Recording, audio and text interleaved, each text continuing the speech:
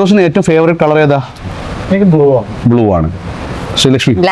Black. Okay, black combinations ആണോ അതോ single? അല്ല, എനിക്ക് അതിനകത്ത് വൈറ്റ് ഒക്കെ ചെറുത് വരുന്നത് ഇഷ്ടം. ഓക്കെ ഓക്കെ ഓക്കെ, ശരി. ശ്രീലക്ഷ്മി ചോദിക്കാം, അതിനും കറക്റ്റ് മറുപടി പറയുകയാണെങ്കിൽ ശ്രീലക്ഷ്മി ഫുൾ എന്താ പറയാ ആൾക്കാർക്ക് ഇറങ്ങിയെന്ന് പറയാം. ഒരു വിവാദമായിട്ടുള്ള ചോദ്യം ഒരു ബോഡി ഷേമിംഗ് എന്ന് ആൾക്കാർ പറയാൻ വേണമെങ്കിൽ, പക്ഷെ എനിക്കറിയില്ല. പക്ഷെ ഞാൻ ചോദ്യമില്ല. ഇപ്പോ നിലവില് അഭിനേത്രിയാണല്ലോ. അപ്പോ പ്രണവ് മോഹൻലാലിന്റെ ഒരു സിനിമ വന്നു, ഓപ്പോസിറ്റ് ചന്തുനാഥിന്റെ സിനിമ വന്നു. ചന്തു സലീമേട്ടന്റെ മകൻ, ഏത് നടന്റെ കൂടെ ആയിരിക്കും ഫസ്റ്റ് ചൂസ് ചെയ്യുന്നത്? ഇപ്പോ ചന്തുനാഥന്റെ കൂടെ സലീമേട്ടന്റെ മകന്റെ കൂടെ ചെയ്യുമ്പോ 1 കോടി രൂപ ഓഫർ ചെയ്തു. പ്രണവിന്റെ കൂടെ ചെയ്തപ്പോ 10 ലക്ഷം ഓഫർ ചെയ്തു. ഇപ്പൊ ഏതായിരിക്കും ചെയ്യുന്നത്? ഞാൻ ക്യാഷ് നോക്കിയാലേ എനിക്ക് ചന്തുവിനെ ഇഷ്ടമാണ്. ചന്തുവിന്റെ സിനിമയിൽ ചെയ്യും. കാരണം അത് ചോദിക്കാൻ പലരും പെട്ടെന്ന് ലാൽ സാറിന്റെ മോന്റെ പടത്തിൽ അഭിനയിക്കാൻ ചാൻസ് കിട്ടണത് കുറച്ച് ബുദ്ധിമുട്ടാണ്. പക്ഷെ ആസാൻ ഒരു എന്താ പറയാ, എനിക്കൊരു വരുമ്പോൾ ഇങ്ങനത്തെ ഒരു പ്രവണത പക്ഷെ ആരും പറയില്ല കേട്ടോ. കാരണം വേറൊരു ഇന്നത്തെ ലൈം ലൈറ്റ് അല്ല, സിനിമ ഇൻഡസ്ട്രിയിൽ നിൽക്കുന്ന ഇപ്പൊ അടിച്ചിട്ട് വരുന്നേ ഉള്ളൂ.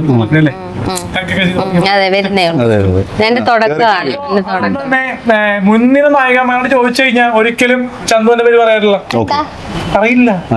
മനസ്സിലായി? ഇങ്ങനെ ചോദ്യം ചോദിച്ചു കഴിഞ്ഞാല് ആരെ പ്രിഫർ ചെയ്യുന്ന ചോദിച്ചു കഴിഞ്ഞാൽ, കാരണം ഒരു ആർട്ടിസ്റ്റ് ആണ്, പക്ഷെ ഒരു ഹൈപ്പ് വെച്ച് നോക്കുമ്പോൾ പ്രണവെന്നേ പറയുള്ളൂ ഭൂരിഭാഗം ആൾക്കാരും. ഒന്ന് ഡിബേറ്റ് ചെയ്ത് ചോദിച്ചാൽ തന്നെ മനസ്സിലാവും. അറിയാക്കല്ല, കാരണം പ്രണവിനെ ബേസിക്കലി ഞാൻ കണ്ടില്ല, പക്ഷെ ചന്തു ഒരു ദിവസം കണ്ടിട്ട് എന്നെ പറ്റി നല്ല അഭിപ്രായം. അതുകൊണ്ടാണ് അങ്ങനെ ചോദിച്ചതല്ലേ? കൊള്ളാം, നല്ല സ്ട്രാറ്റജി ആണ് കേട്ടോ. നിറം അല്ലെങ്കിൽ കളർ ഇല്ല, പക്ഷെ ആസാൻ ആർട്ടിസ്റ്റ് പുള്ളിക്കാരൻ ഡിഗ്രി ഒക്കെ ഉണ്ടോ സിനിമയിലേക്ക് വന്നു തോന്നുന്നു. ശരിക്കും പറയുകയാണെങ്കിൽ നിറമൊക്കെ വലിയ കാര്യമാണ്. നോക്കൂ, നമ്മുടെ ഇൻഡസ്ട്രിയിൽ ഇപ്പോ നമ്മള് ഒരു യൂറോപ്പിന്റെ മുമ്പിൽ, ഞാൻ ഒരിക്കൽ പറഞ്ഞതാണ്, ഒരു യൂറോപ്പിന്റെ ഒരു അമേരിക്കയുടെ മുമ്പിൽ പോയി കഴിഞ്ഞാൽ നമ്മള് ബ്രൗണീസ് ആണ്. നമ്മൾ ബ്ലാക്ക് അല്ല, നമ്മൾ ബ്രൗൺ ആണ്. നമ്മുടെ സ്കിൻ കോംപ്ലക്ഷൻ പറഞ്ഞ ബ്രൗൺ ആണ്. അത് നോക്കട്ടെ, ചിലപ്പോൾ വൈറ്റ് കൂടുതൽ ഉണ്ടാവുമായിരിക്കും. എന്നാലും നമ്മൾ നോർമലി ബ്രൗൺ എന്ന് പറയുന്നത് നമ്മളെ കളിയാക്കുന്നത്, അല്ലെങ്കിൽ നമ്മളെ ആ റേസിസം കാണിക്കുന്നതാണ്. നമ്മളിപ്പോ ഇംഗ്ലണ്ടിൽ പോയി ഒരുപാടുണ്ടെന്നാണ് ഞാൻ കേട്ടിരിക്കുന്നത്, അല്ലേ? കേട്ടിട്ടില്ലേ? അപ്പോ നമ്മളൊന്ന് ആലോചിച്ച് നോക്കുക. അപ്പൊ നമ്മുടെക്കാട്ടിലും കുറച്ചും കൂടി സ്കിൻ ടോൺ കുറവുള്ള ആള്, മെലാമിൻ കാരണമാണ് ഈ സാധനം മാറുന്നത്. മെലാമിന്റെ കണ്ടന്റ് കൂടുന്നതും കുറയുന്നതനുസരിച്ച് കളർ വരുന്നത്. അപ്പോ അല്ല, ഞാൻ പറയുന്നത് അലിന്റെ കാര്യം മാത്രമല്ല പറയുന്നത്. പൊതുവേ നമുക്കൊരു ധാരണയുണ്ട്, ഒത്തിരി അല്പം കറുത്തു പോയി കഴിഞ്ഞു പറഞ്ഞാൽ ഒരു ഇൻഫീരിയോറിറ്റി കോംപ്ലക്സ് ഭയങ്കരമായിട്ട് ഒരു വ്യക്തിക്ക് വരുന്നുണ്ട്. ഒരുപാട് ലൈക്ക് പുറത്തു പോകുമ്പോൾ ഇപ്പൊ ഞാൻ പറഞ്ഞുതരാം, ചില ആൾക്കാർ, എനിക്ക് പരിചയമുള്ള ആൾക്കാർ ഫോട്ടോ സെൽഫി എടുത്തു കഴിഞ്ഞു പറഞ്ഞാൽ ആദ്യം തപ്പിയിട്ട് ഫിൽറ്റർ എടുത്തിട്ട്, ഏത് B16 എന്താ പറഞ്ഞിട്ട് സാധനമുണ്ടല്ലോ, അത് വെച്ചിട്ട് ഇങ്ങനെ ഫിൽറ്റർ എടുത്തിട്ട് അതിൽ ഏറ്റവും കൂടുതൽ മുഖത്തിൽ കളർ വരുന്ന രീതിയിൽ ആക്കിയിട്ട് സെൽഫി എടുത്തിടുന്ന ടീമുകളുണ്ട്. ഞാൻ ചോദിച്ചാൽ എന്തിനാണ് ഈ അപകർഷത ബോധം? എന്താണ്? നമുക്കുള്ള സാധനം അങ്ങനെ തന്നെയാണെന്ന് പറഞ്ഞുകൊണ്ട് നമുക്ക് ആക്സെപ്റ്റ് ചെയ്തൂടെ? എന്താണ്? നമ്മൾ നോക്കൂ, ഏറ്റവും വലിയ ആർട്ടിസ്റ്റായ അതും കൂടി പറയാം ഞാൻ, രജനീകാന്ത് എന്ന് പറഞ്ഞാൽ രജനീകാന്ത് സാറിന് നോക്കൂ, അദ്ദേഹത്തിനുള്ള കോൺഫിഡൻസും അദ്ദേഹത്തിന്റെ സ്റ്റൈലും കാര്യങ്ങളും നോക്കൂ. അദ്ദേഹം അല്പം ഡാർക്ക് സ്കിൻഡ് ആണെന്ന് പറഞ്ഞിട്ട് ഒരിക്കലും അവർ കോംപ്ലക്ഷൻ കാണിക്കുന്നില്ലല്ലോ. അതാ പറഞ്ഞ മുടി പോലും അദ്ദേഹം വളരെ ഓപ്പൺ ആയിട്ടും വളരെ ജെന്യൂൻ ആയിട്ടുള്ള ഒരു വ്യക്തിയാണ്. അതെ, നല്ല രീതിയിൽ മുഖത്താണെങ്കിലും ഗ്ലാമർ ആയിട്ട് നിൽക്കുന്നു. അതൊക്കെ ഒരു സിനിമയുടെ ഒരു ട്രിക്കാന്ന് തന്നെ പറയാം. അല്ല, പഴയ സിനിമകളിലൊക്കെ സാധാരണ അദ്ദേഹത്തിന്റെ ഒരുപാട് കളർന്ന് കൂട്ടാത്ത സിനിമകൾ ഒരുപാട് ഉണ്ട്. നേരിട്ട് ഹെയർ സ്റ്റൈൽ ചെയ്തിട്ടുള്ള ഒരു പഴയ സിനിമകളുണ്ടല്ലോ, എനിക്ക് തോന്നുന്നു കുറെ ഫിലിം മഞ്ഞനൊക്കെ മുമ്പ്, അല്ലേ? അദ്ദേഹം സാധാരണ കളറിൽ തന്നെ അഭിനയിച്ചിട്ടുള്ള ഒരുപാട് ഹിറ്റ് ആയിട്ടുള്ള സിനിമകളുണ്ട്. അതൊന്നും ഇപ്പൊ അടുത്ത കുറച്ച് സിനിമകളിൽ പക്ഷേ ചിലപ്പോൾ കുറച്ചും കൂടിയിട്ട് മറ്റേ ഇത് യൂസ് ചെയ്തിട്ടുണ്ടാവും, കളേഴ്സ് യൂസ് ചെയ്തിട്ടുണ്ടാവും. വ്യത്യാസം വന്നു തുടങ്ങിയത് ദിവ്യ ഉണ്ണി എന്ന് പറഞ്ഞ ആർട്ടിസ്റ്റ് വന്നപ്പോ പുള്ളിക്കാരി ഏതോ ഒരു ഇതിൽ പറഞ്ഞെന്ന് പറഞ്ഞു. പുള്ളിക്കാരി അഭിനയിച്ചിട്ടുണ്ട്, പക്ഷെ കലാഭവൻ ചേട്ടനോട് അഭിനയിക്കാൻ പറ്റില്ല. അങ്ങനെ പറഞ്ഞല്ലേ? ഒരിക്കൽ പണ്ടൊരു വിവാദം ഉണ്ടായിരുന്നു. തുടങ്ങിയാണ് ഈ പറഞ്ഞ ഭാഷാബോധം എന്നിലേക്ക് ചെയ്യുന്നു. കാരണം നമ്മളും ചെറിയൊരു ഇൻഡസ്ട്രിയാണ്, ഷോർട്ട് ഫിലിമൊക്കെ ചെയ്ത് നിൽക്കുന്നു. അതിനകത്ത് വരുന്ന ആർട്ടിസ്റ്റുകൾ അത്യാവശ്യം ചേട്ടൻ ബ്രൗണിഷ് ആണ്, വലിയ ഗ്ലാമർ ഒന്നും അല്ല എല്ലാവരും. പക്ഷെ പ്യുവർ ബ്ലാക്ക് അല്ലെങ്കിൽ കറുത്ത നിറത്തിലുള്ള ആൾക്കാർ അഭിനയിക്കാൻ വരുന്നില്ല. മണിച്ചേട്ടൻ നമ്മുടെ മുത്താണ്. അദ്ദേഹത്തിന്റെ ഇത് പറഞ്ഞ മലയാളികളെ ഇളകും. മലയാളിയുടെ മുത്താണ് മണിച്ചേട്ടൻ. അദ്ദേഹം അല്ല, ഞാൻ പറഞ്ഞ അലിന്റെ കാര്യമല്ല പറഞ്ഞത്. അതായത് കളർ എന്ന് പറഞ്ഞിട്ട് ഡിസ്ക്രിമിനേഷൻ ചെയ്തു എന്ന് പറയുന്ന ആ ഏത് വ്യക്തിയാണെങ്കിലും അതെനിക്ക് തോന്നുന്നു അത് ശരിയല്ല, ഒരു പ്രവണത എന്നുള്ളതാണ്. ഇതാണ് കാസ്റ്റ് ആൻഡ് ക്രീഡ് എന്നൊക്കെ പറഞ്ഞ പോലെ റേസിസം എന്നാണ് അതിന് പറയുന്നത്. ഒരിക്കലും അത് എൻകറേജ് ചെയ്യേണ്ട ഒരു ഫാക്ടർ അല്ല.